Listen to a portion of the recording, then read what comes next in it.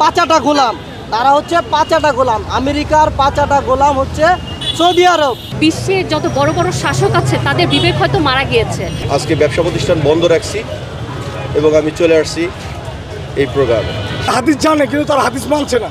বিশ্বের যত বড় বড় শাসক আছে তাদের বিবেক হয়তো মারা গিয়েছে। তাদের বিবেককে নাড়া দিতেই জাতিসংঘ, বিমস্টেক, যারা শান্তির সংগঠন, তাদের বিবেককে নাড়া দিতেই আজকে মূলত আমাদের এখানে আসা।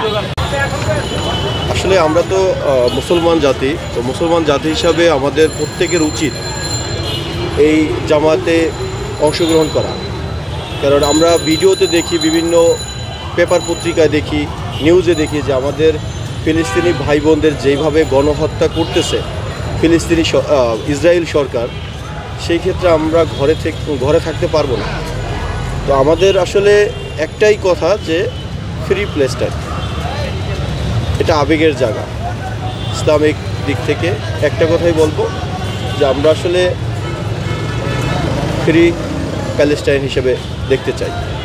পাঁচাটা গোলাম, তারা হচ্ছে পাঁচাটা গোলাম। আমেরিকার পাঁচাটা গোলাম হচ্ছে সৌদি আরব, কাতার, তারা হচ্ছে আমেরিকার পাঁচাটা গোলাম।